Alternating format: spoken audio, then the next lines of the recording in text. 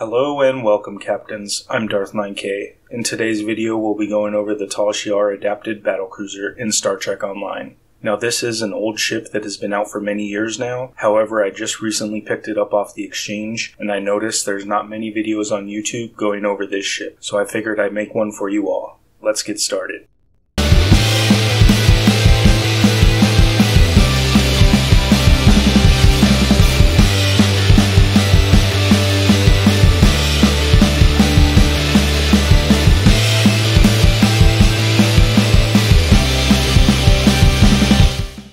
The Tal Shiar Adapted Battlecruiser is a T6 ship that can be purchased from the Low-Buy store or off of the exchange for around 200 million EC.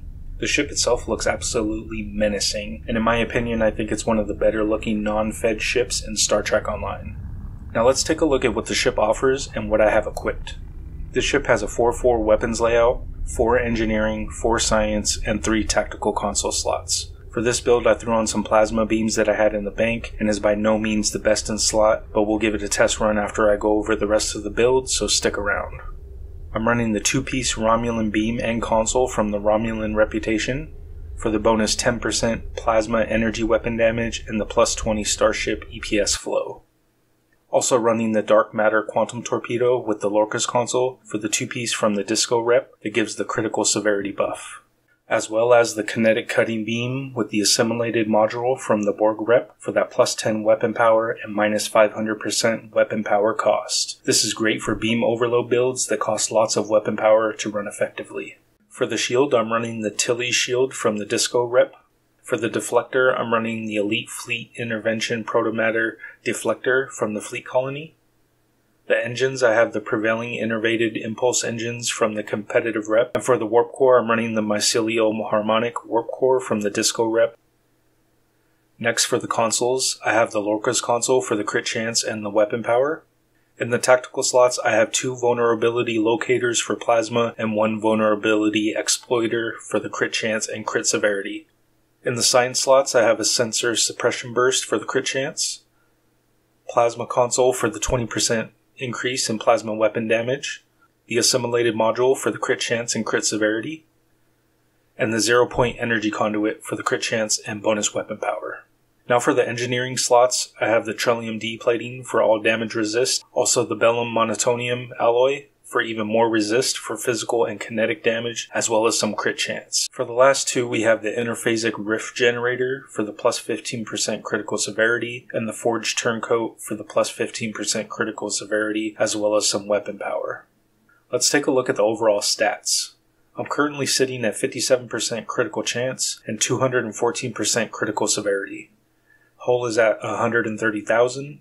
23,000 max shield capacity, and about 40% resist across the board. Looking at the ship mastery, we have the absorbative hull plating, plus 25 physical and kinetic damage resist, enhanced weapon banks, plus 15% crit severity, enhanced hull plating for plus 25% energy and radiation damage resist, and armored hull for plus 10% hull HP. And finally, the Starship trait for this ship is Assimilated Power Conduits. This trait gives you plus 5% crit chance and plus 25% critical severity for 20 seconds for exotic damage abilities when you activate emergency power to auxiliary. This is a pretty good trait for a science build, and I know lots of people get this ship just to get this trait. Now let's take a look at the stations. There's a Commander Universal, where I placed a Tactical Officer, running Beams Fire at Will 1, Torp Spread 2, Beam Overload 3, and Attack Pattern Beta 3. Another TAC Officer running Chemosite 1 and Cannon Scatter Volley 1 just for the preferential targeting trait, which we'll get into in a minute. I have a Science Officer running Science Team 1, Photonic Officer 1, and Gravity Well 1. Next is an Ensign Science Officer running Hazard Emitters 1, then the Engineering Officer running Emergency Power to Engines to proc my Duty Officer that reduces the cooldown on evasive maneuvers, Engineering Team 2 for the Hull Heal, and Emergency Power to Weapons 3 to proc the Emergency Weapon Cycle Starship trait. Now let's take a look at the traits. First off is the Starship traits. We have Emergency Weapon Cycle. This is for the minus 50% weapon power cost and plus 20% firing cycle haste for energy weapons for 30 seconds. Next is Super Weapon Ingenuity for the increased duration of beam overload for 5 seconds, since this is a beam overload build. Next on is Supercharged Weapons for the increased damage and critical chance and crit severity when firing torpedoes. Promise of Ferocity for the 4% bonus weapon damage that stacks 5 times whenever using a pilot or tactical bridge officer ability.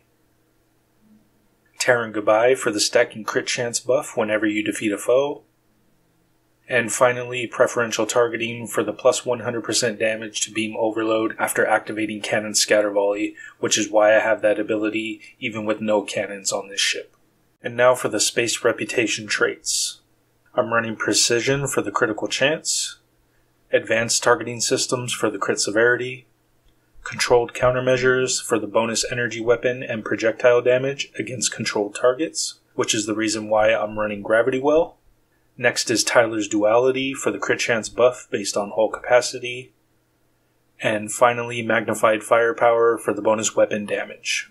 Moving on to the space traits, we have the Boimler effect for the bridge officer cooldown reduction, Adaptive Offense for the crit chance buff that turns into critical severity, Intelligence Agent Attaché for the captain ability cooldown reduction on weapon critical strikes, A Good Day to Die since this is a tactical tune so that I can use Going Down Fighting anytime to get a massive damage boost, Fleet Coordinator for the bonus all damage that increases per team member up to 10%.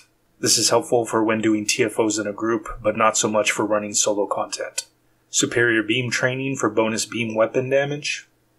Terran Targeting Systems for plus 15% critical severity. Symbiotic Ice for additional 6% beam damage as cold damage. Inspirational Leader for a stacking buff to starship skills when activating any bridge officer ability. And finally, Context is for Kings for the bonus damage or damage resist based on whether you are taking damage or not.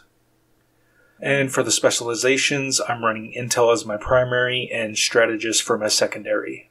Now this is a free-to-play build. Everything I have here I earned in-game through missions and events throughout the years that I've been playing Star Trek Online. Some of the gear and traits I have are considered premium, but I did not pay for them with real money, just with my time over the past few years. If you have any questions about this ship or my build, please feel free to ask in the comments and I'll get back to you. Now that we have seen the ship and the build, let's take it into an advanced patrol and see how it does.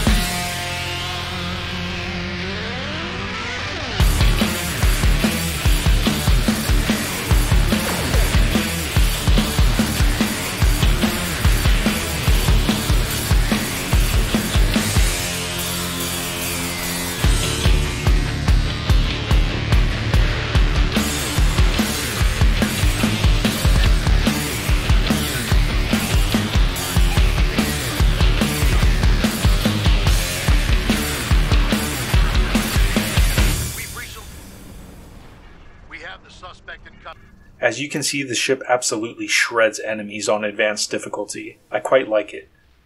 If you have this ship, what are your thoughts about it?